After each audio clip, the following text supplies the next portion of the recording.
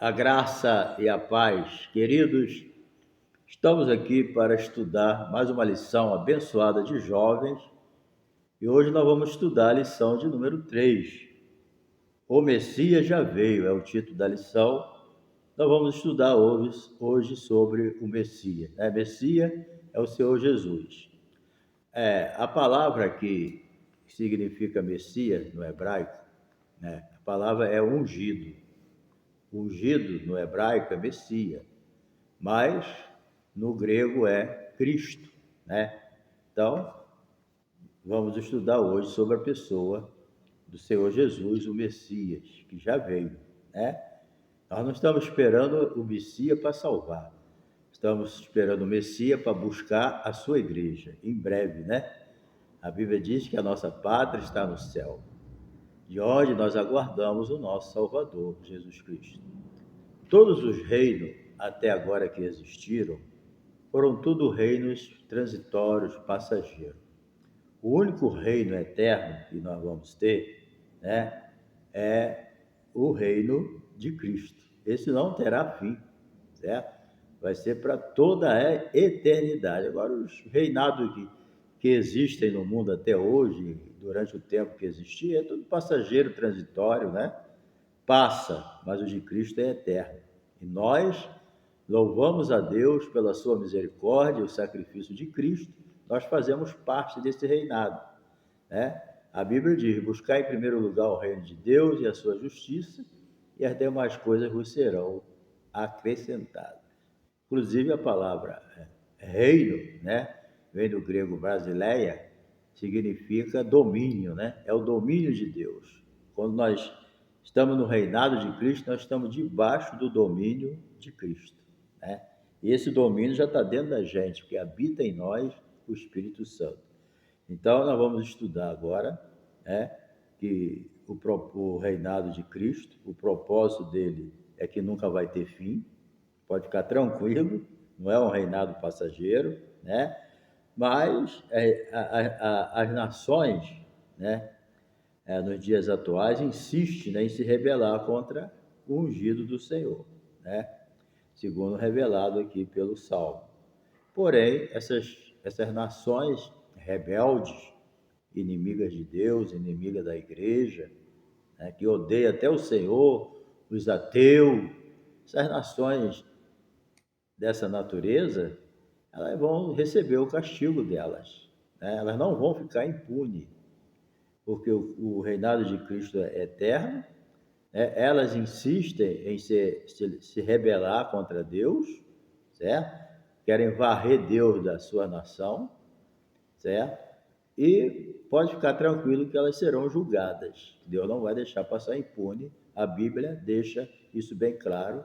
Vai chegar um tempo que Deus vai julgar tudo, Nada vai passar em conta. A rebeldia do homem não vai ficar impune diante de Deus. Deus é Deus, não é Deus de brincadeira, E devido ao diabo ser o maior inimigo de Deus, ele não pode fazer nada com Deus, nem com Jesus, apesar de todo o ódio que ele tem, Ele se rebela contra Deus, Tenta tomar aquilo que é de Deus, uma loucura, e depois ele fica com raiva de Deus, É assim que ele bota isso no coração do ser humano também, Se não é a proteção do Espírito Santo sobre a nossa vida, a gente não suportaria a perseguição, Porque a Bíblia diz que aquele que habita no esconderijo do Altíssimo, à sombra do Onipotente descansará, ok?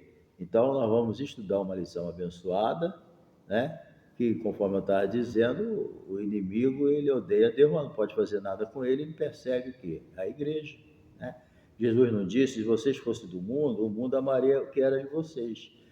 Amaria você, mas como vocês não são do mundo, o mundo vos odeia, certo? Então, quem é que coloca esse ódio no coração das pessoas contra a igreja e contra Jesus? O inimigo das nossas almas, entendeu? Então, ele cegou o entendimento dos incrédulos. A Bíblia diz que o Deus desse século, Satanás, ele cegou o entendimento dos incrédulos, para que eles não compreendam a mensagem da cruz, está entendendo? Então, se torna um inimigo. Então, assim como eles serão inimigo eterno, certo?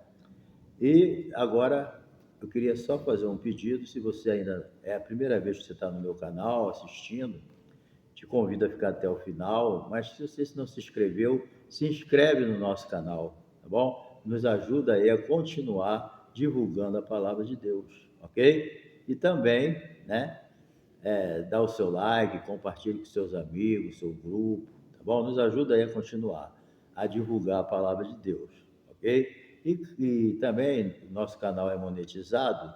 Se você vê os anúncios aí, assista os anúncios aí.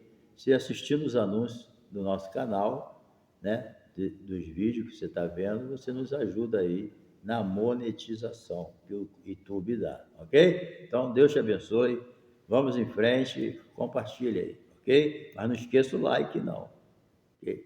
Bem, a rebelião contra o ungido de Deus. Então, nós sabemos que a história, né, marcada pelos impérios que tentaram dominar o mundo, né? E até hoje os líderes que possuem a utopia de dominá-lo, né, continuam com a mesma ideia. Então nós vamos estudar esse Salmo 2, que mostra que há um rei em que o seu reinado nunca terá fim. É o que nós vamos estudar agora, ok? Bem, a rebelião contra o ungido de Deus, certo?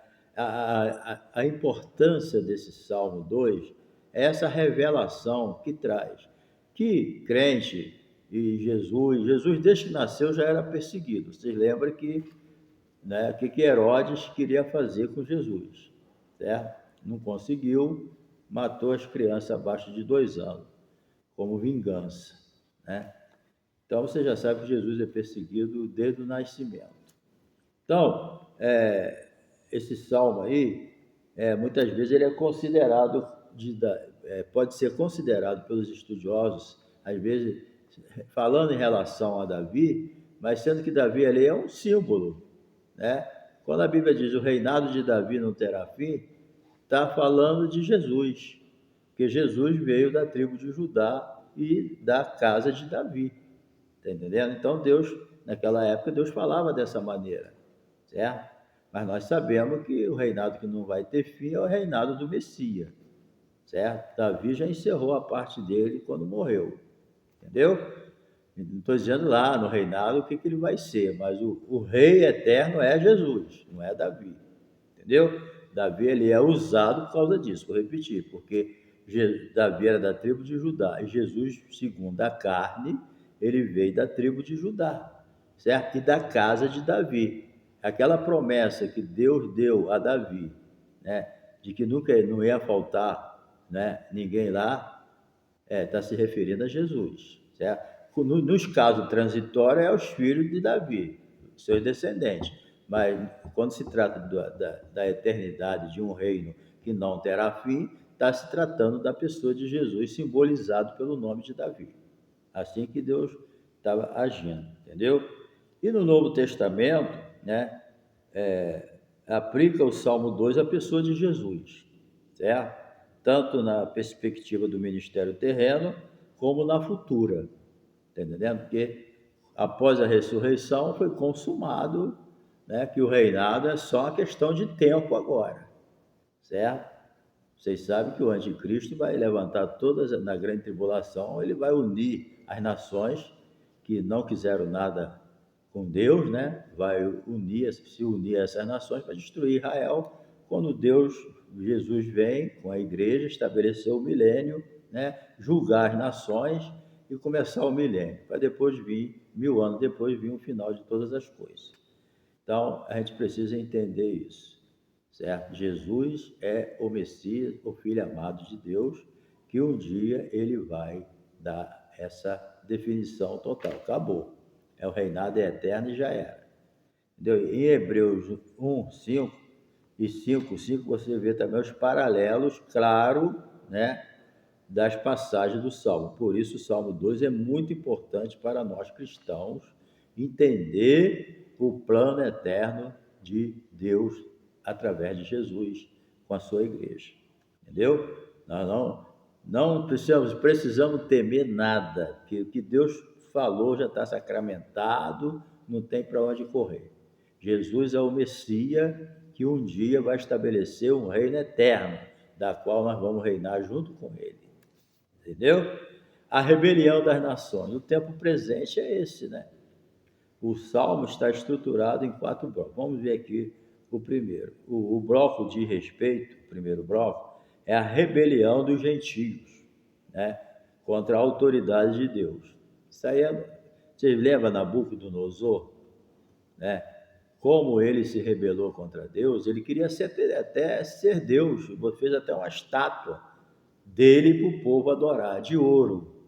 Você imagina, uma estátua de 23 metros, né?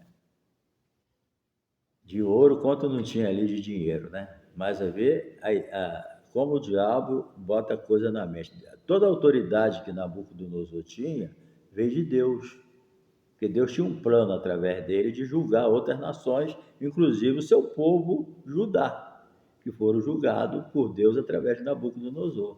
Mas ele achava que todo aquele poder, né, toda aquela autoridade vinha dele mesmo, ele era o cara, mas Deus mostrou a ele que era Deus na vida dele, para usar ele como instrumento de correção, tanto para o seu povo como para as outras nações idólatras. Mas depois ele também seria julgado, né? E ele aprendeu a lição que ele ficou 7 anos, né, lá comendo capim.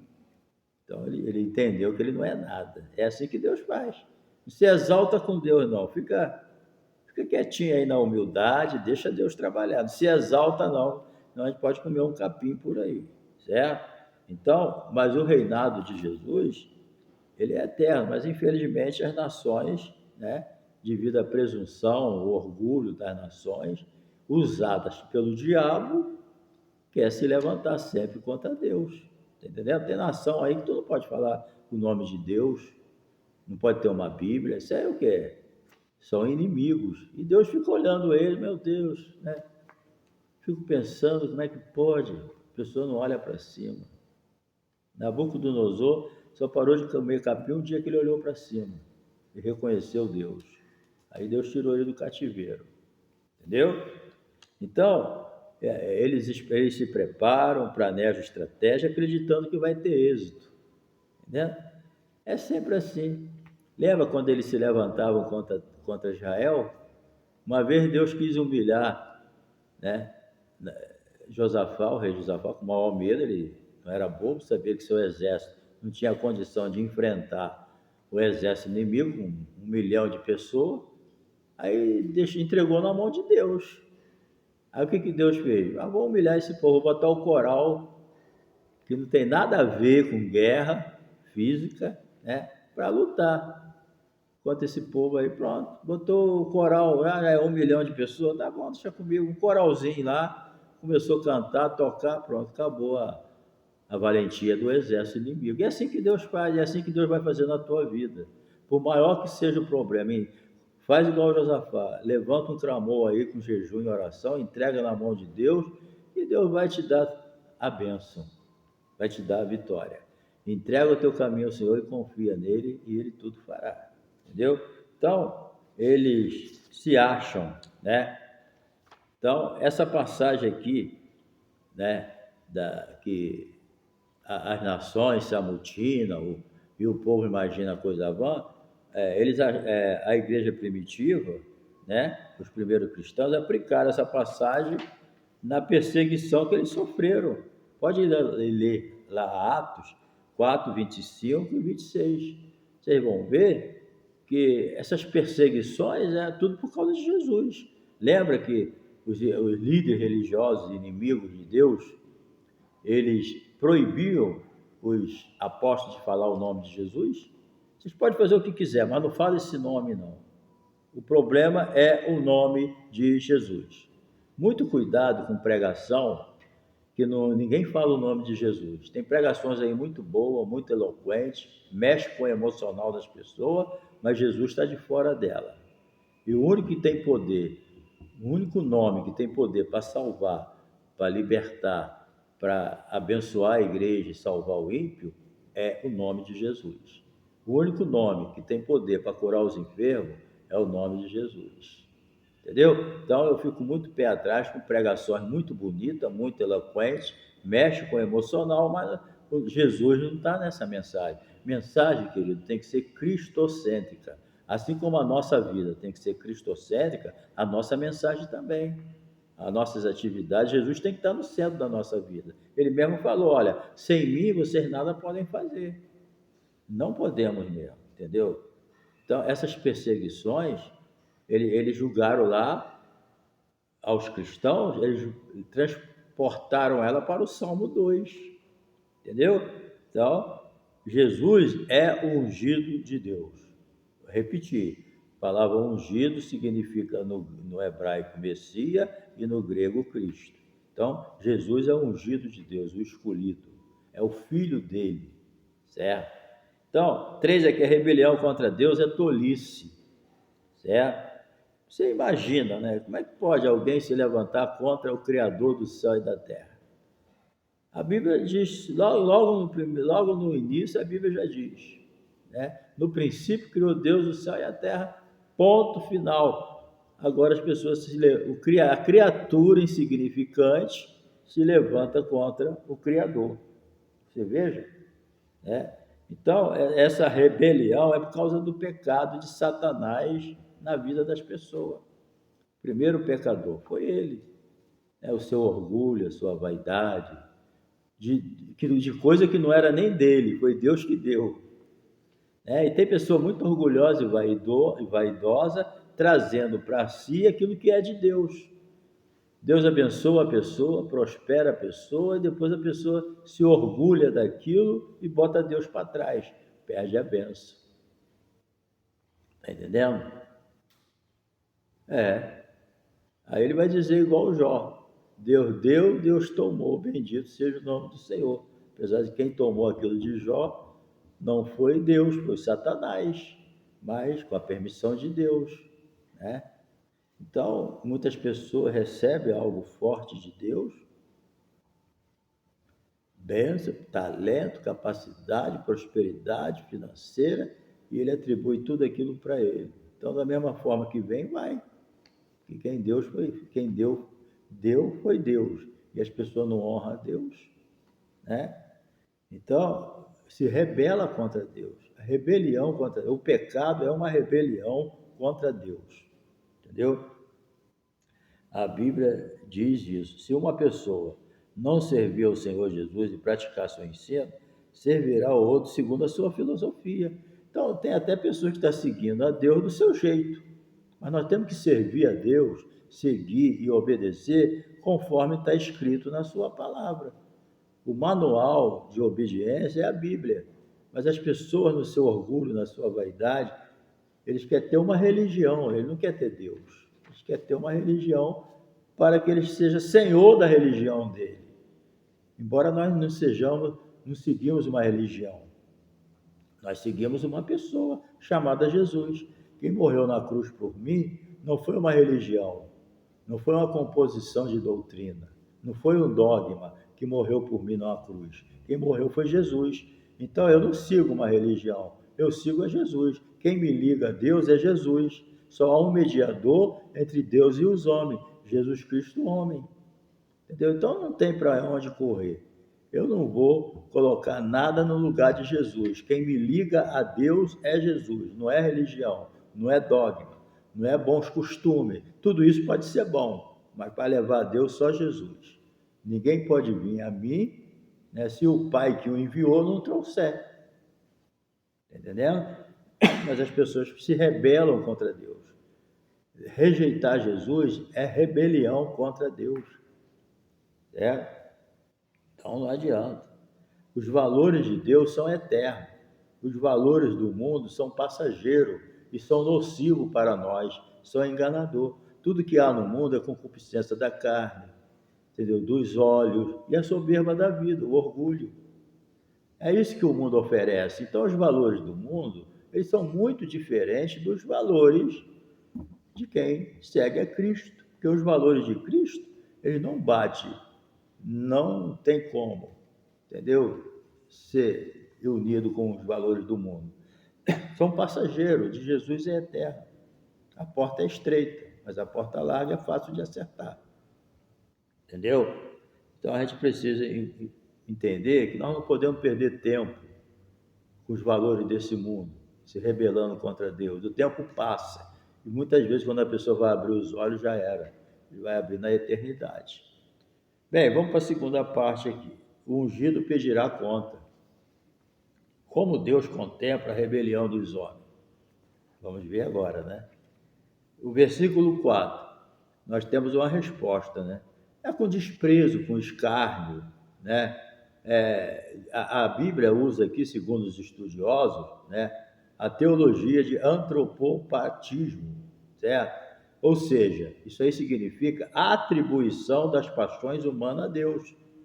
Deus, a Bíblia está falando que Deus, lá quando as nações querem se levantar contra Deus, a Bíblia diz que Deus debocha dele, ri, porque Deus vê como é que o insignificante do ser humano, se Deus tirar o oxigênio dele, ele morre rapidinho. É uma pessoa com entupimento de uma veia, um minúsculo, que leva sangue para o coração, ele tem uma morte, um infarto fulminante. Vai ver o que é um infarto fulminante, um derrame, uma veinha que estoura lá no cérebro, leva o cara para o túmulo. E essas pessoas querem se levantar contra Deus. Aí Deus ri da cara dele. É lógico que Deus não está rindo lá em cima, né? Mas é uma ideia que a Bíblia dá do que se passa no coração de Deus quando vê a bobeira do homem de que se levantar contra Deus. Entendeu? Então, isso aí você pode ver em Gênesis 6:6, Zacarias 8:2, entendeu? Então, essa é uma figura de linguagem, certo? Para a gente compreender as verdades eternas da Bíblia de acordo com a nossa capacidade. É que Deus não está nem aí para essas coisas, está tudo já. Deus tem tudo no controle, entendeu?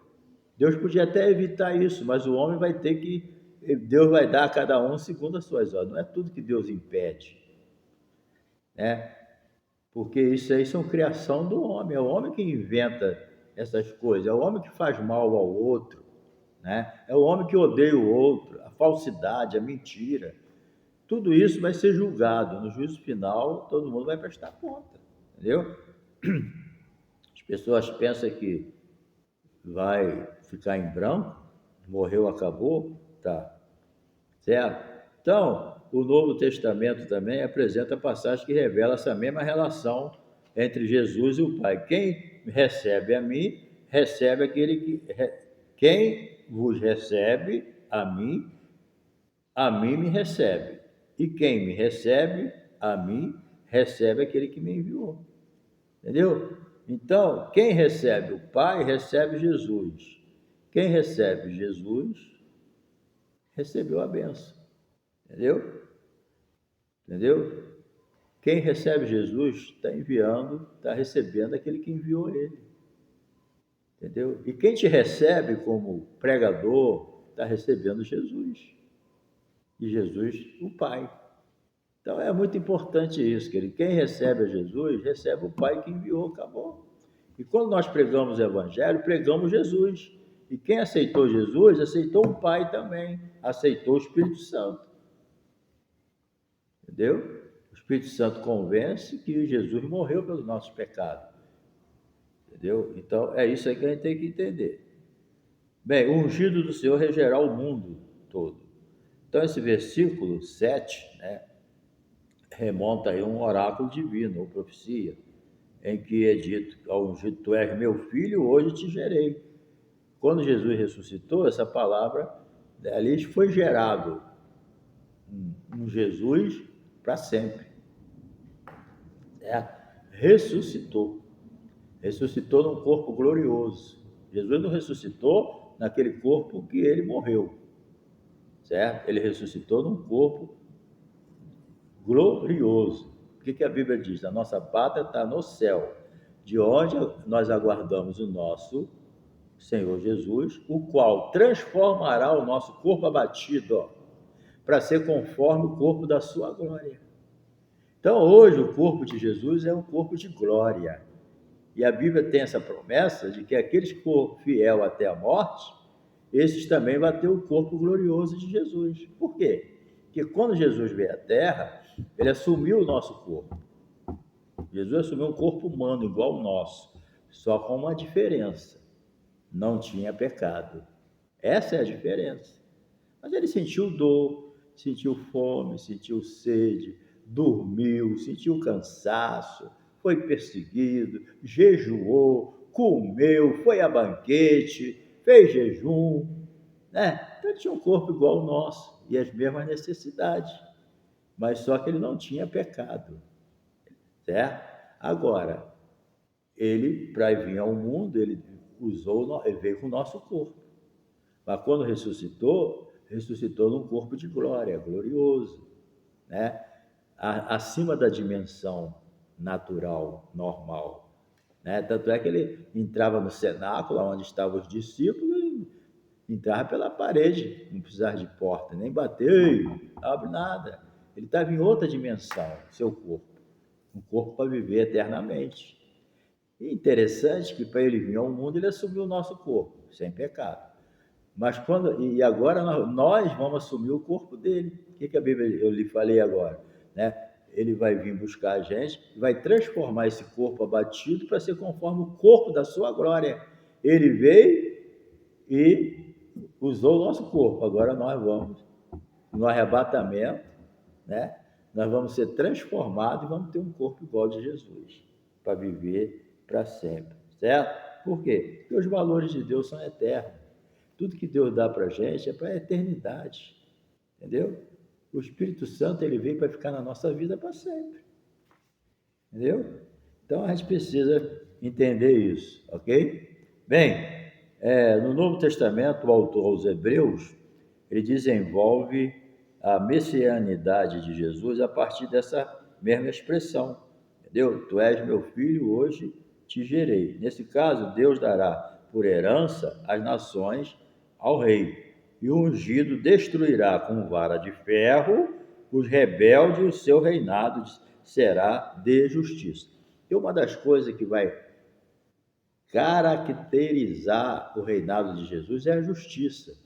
Deus não vai ser injusto com ninguém no reinado de Jesus. Jesus vai reinar com justiça. E vocês sabem que hoje o que não existe nos governos, nos reinos, é justiça. Por quê? Porque quem está no comando são pessoas injustas. Seja o governo democrático, antidemocrático, comunista, totalitário, entendeu? Esquerda, direita, não adianta. Quem está ali é injusto, é corrupto, está entendendo? Não tem jeito. Por melhor que não adianta. É como você entrar numa mina de carvão vestido de branco. Não tem como você sair limpo.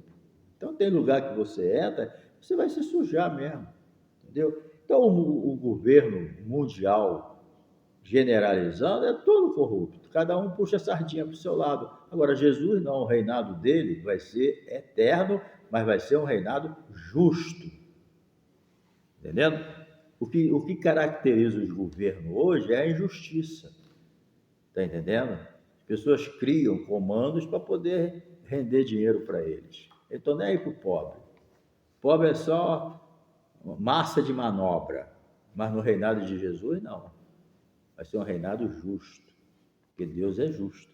E Ele dá a cada um segundo as suas obras. Entendeu? Então, qualquer um que entra na soberba, né, e se rebela contra Deus, vai estar fadado ao fracasso. Porque a pessoa que se levanta contra Deus, ele está procurando a sua destruição. Tem tanta gente para ele vai mexer logo com Deus. É uma loucura isso. A Bíblia chama de louco, entendeu? E a gente precisa entender.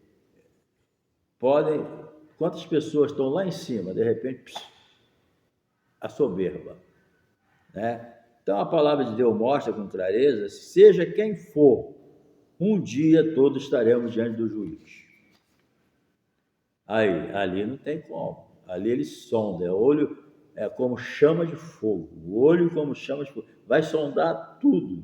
Vai abrir os livros de obra, de tudo, e o livro da vida. E todo aquele, pois, cujo nome não está escrito no livro da vida, será lançado no lago de fogo, onde já está Satanás com seus anjos. Entendeu? E, infelizmente, né, quem rejeita Jesus vai ter que passar a eternidade na companhia do diabo e seus demônios. Você imagina, né? Pessoas largando Jesus por bobeira, entendeu? Mas vai ter essa companhia de Satanás e os demônios para toda a eternidade. Que perturbação, né? Entendeu? Acho que isso é pior do que o lago de fogo. Essas companhias, os ímpios que morreram, como Hitler, e etc., você vai ser amigo, tem que estar lá com eles. Então, pensa bem, você que está sendo tentado a largar o Senhor. Pensa bem, para onde você está indo. Depois não adianta pedir misericórdia. Misericórdia enquanto a gente está aqui. Lá não. Entendeu? Seja submisso à vontade de Deus. No mundo tereis aflições, mas tem de bom ânimo. Jesus venceu, então a gente vence com ele. Sem ele, não. Entendeu? Aquele que perseverar até o fim será salvo. Entendeu? Bem, vamos para a parte final aqui. Um chamado à rendição e submissão.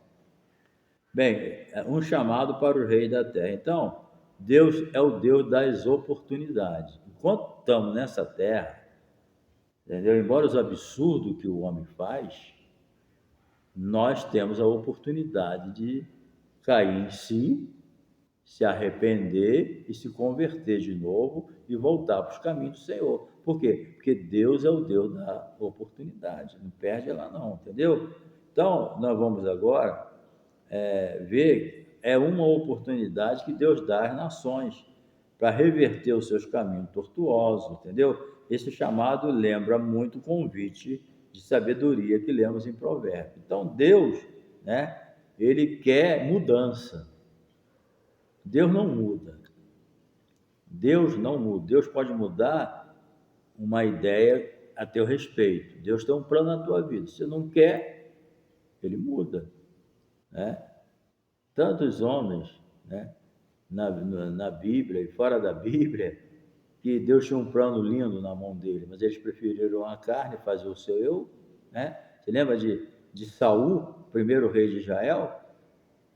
Perdeu a sua vida no final por buscar uma feiticeira? Teve que se suicidar, né?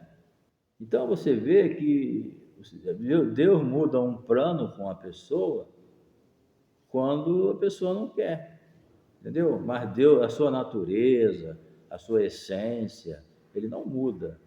Deus é Deus e tem palavra, entendeu? Ele não gosta de gente com conversa fiada, não. Pessoas que faz voto, não cumpre. Ah, é para Deus. Vocês não sabem que com quem está mexendo. A Bíblia diz, lá em Eclesiastes, acho que é 3:5, né? Deus está no céu e você na terra. Cuidado, por sejam poucas as tuas palavras. Olha o que a Bíblia quer dizer. Deus é do céu, você está na terra. Então, veja como você vai falar com Deus. Não fica fazendo trato com Deus e não cumpre, não. Tá?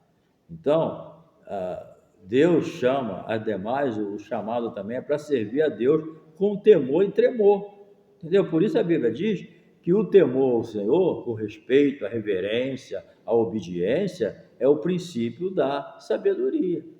Não tem como alguém ser sábio rejeitando a Deus. Porque rejeitar a Deus é burrice.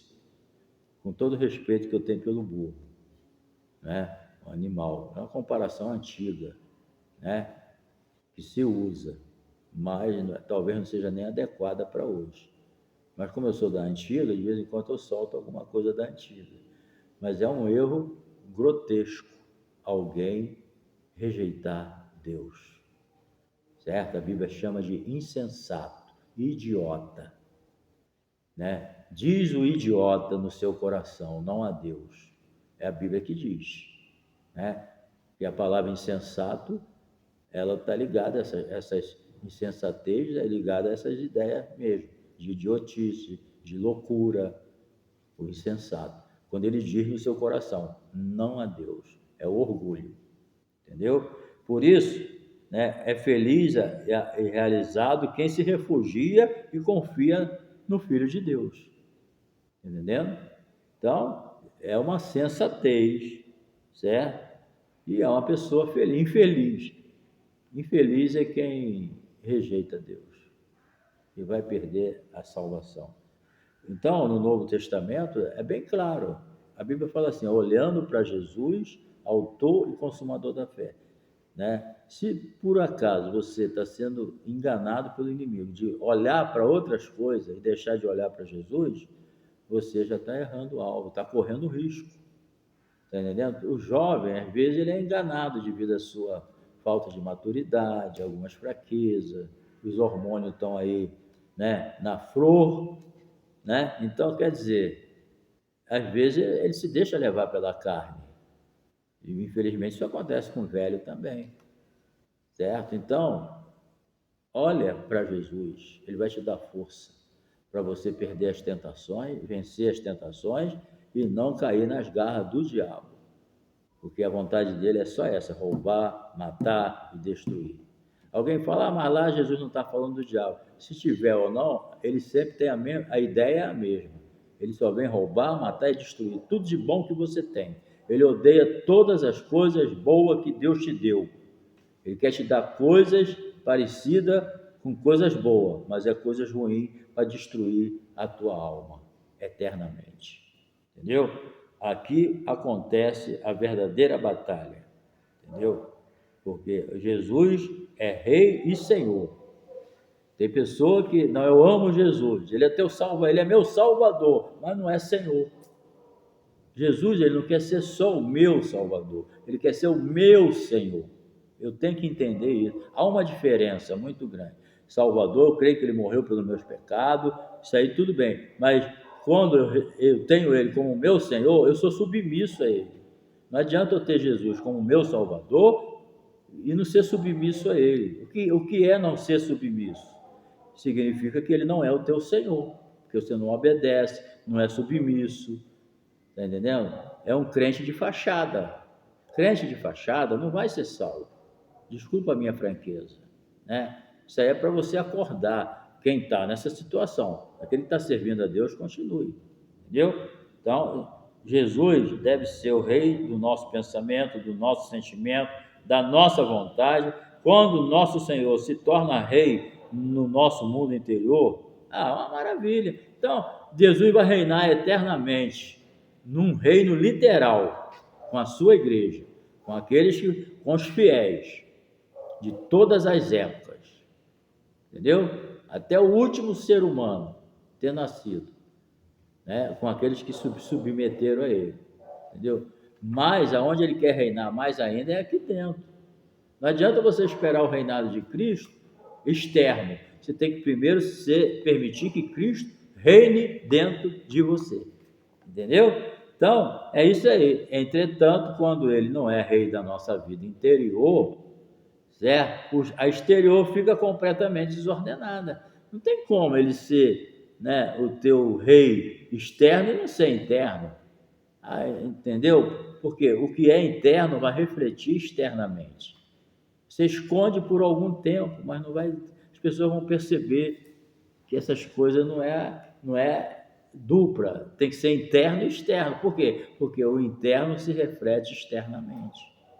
Entendeu? Então, por isso, o Salmo nos ajuda a refletir a respeito de não lutarmos mais contra o reinado de Jesus em nós. Deixamos reinar, então seremos verdadeiramente livres. Entendeu? Encerrando, deixa Jesus começar a reinar na sua vida de dentro para fora. Deixa ele ser o rei da sua vida, porque ele te ama e ele quer o melhor para você. E ele, além dele querer o melhor agora, ele preparou algo especial para nós na eternidade. Não se turbe o vosso coração. Credes em Deus. Credes também em mim, disse Jesus. Na casa de meu pai há muitas moradas. Se não fosse assim, eu vou teria dito. Vou preparar-vos lugar. E quando eu for e vos preparar o lugar, eu voltarei e vos levarei para mim mesmo, para que onde estiver, estejais vós também. Amém? Segura essa, meu filho. E vamos para a próxima lição. E não se esqueça de deixar o teu like, de compartilhar aí, se inscrever. Me ajuda aí a continuar divulgando a palavra de Deus. Um abração e um beijo no coração.